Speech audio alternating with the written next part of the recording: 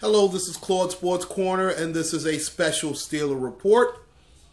As you know, and after I was just throwing shit at the TV as bad as the Steelers were playing yesterday afternoon, and we got our asses handed to us by the Philadelphia Eagles.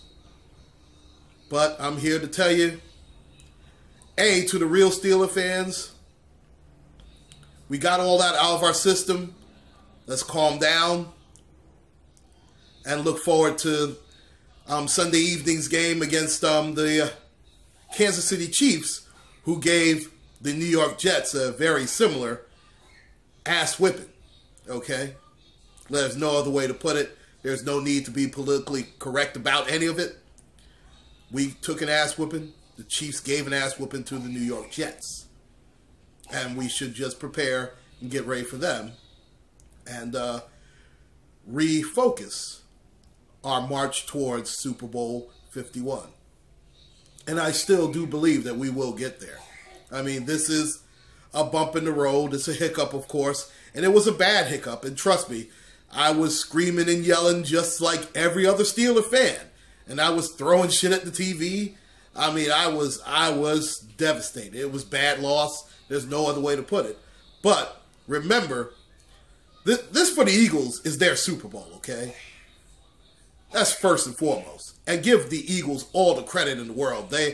Their line, both offensively and defensively, kicked the shit out of ours. And that's the bigger problem. That Maurkice Pouncey and, even worse, David DeCastro got destroyed.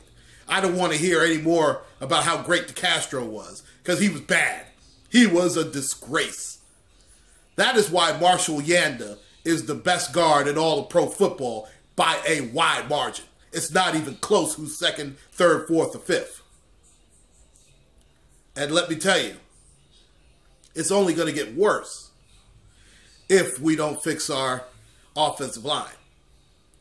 And let's give Big Ben a lot of credit. Even though he didn't have a great game by his standards, his offensive line gave him no time. His receivers were dropping passes. Marcus Wheaton, I understand this is his first game back. You cannot drop that pass in the end zone. I don't give a damn. That's something you catch in your sleep. It was bad. Antonio Brown had a hollow 100-yard game. See, that's further proof that numbers do lie in sports. And they do a lot of times, okay? And this game is solely on both the offensive and defensive lines. Our secondary, we know it stinks. I mean, my God, I've known it for years. It is what it is. And they are still very young. The sad part is when your best defensive player is still James Harrison, it's a problem. And I tell you, the only reason that Jarvis Jones has a job is because Bud Dupree is on IR right now. Because I'm telling you, as soon as Bud Dupree is cleared and ready to play, I would cut Jarvis Jones tomorrow. Pack his bags. I'm sick of him. He's been a disgrace. Hargrove's a rookie. Listen, he's entitled. Now, Tomlin was outcoached. It happens to the best of them. Hell, Belichick got outcoached by Rex Ryan a couple of times, so it happens, okay? Pipe the fuck down. All these Steeler fans. First of all, if you're a bandwagon Steeler fan, get off the fucking bandwagon. I can't stand bandwagon fans. Can't stand them. You know, don't jump on because, well, you know, the Steelers, man, I love their offense. They got to live. Yo, stop it. Not a true Steeler fan. Shut up. If you want to be a real Steeler fan, you hang in there. You take the loss like a man. You move on. It wasn't a division game. You saw how the Giants lost? I mean, goddamn, Eli threw away the game. I thought it was 2 years ago. Eli was so bad.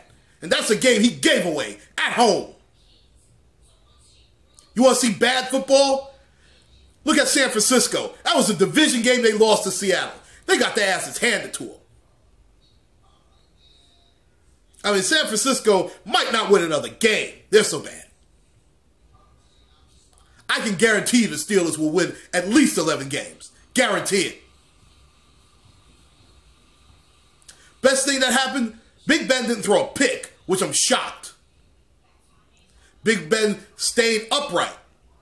I tell you what, stop yo-yoing Ryan Shazier in and out the game. That's the only problem I have with Tomlin. Because the rest of that, listen, everybody takes an L on that one.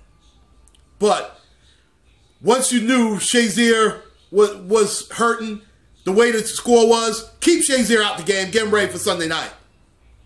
Because we're going to need him against Baltimore, against Cincinnati. I'm not worried about Cleveland so much, but you know what? Every division game is a huge game. Don't give those guys any creep of confidence to let them think, oh, wow, we can beat these Steelers. Steelers soft. Don't do that. Which is what you potentially did yesterday afternoon in Philly. That's the only problem.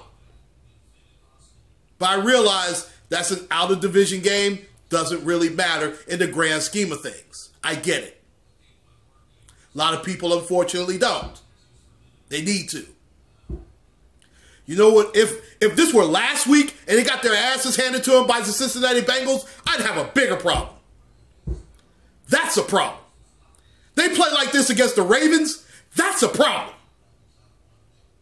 They play like that against New England, that's a problem. They play like that against Dallas, that's a problem. Giants, ditto. They play like that Sunday night, that's a problem. Especially with the best running back in pro football that's active right now coming back. That's a problem.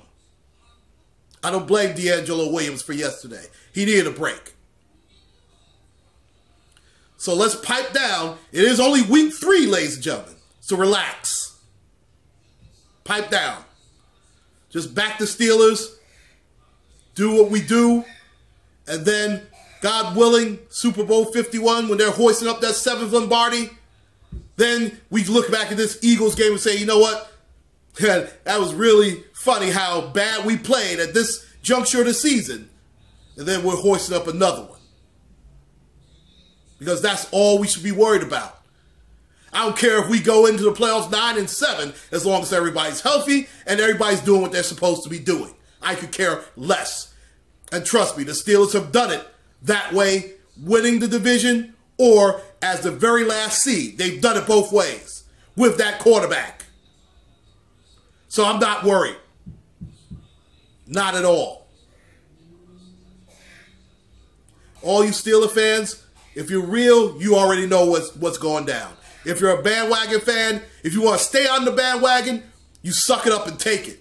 If not, jump off now. Go to any phony-ass team. Look at Carolina, how they looked yesterday. Right now, the best team in pro football is in Minnesota with a new stadium. They showed it. That defense is right up there, if not better than Denver's right now. But remember, it's only week 3. Relax. It takes about 4 to 6 weeks for Mike Tomlin to figure it out. Relax. This is Claude Sports Corner, Please like and subscribe. And Steeler fans, just stay the course. And trust in the brain trust of Mike Tomlin and the Steelers organization. Please take care and God bless.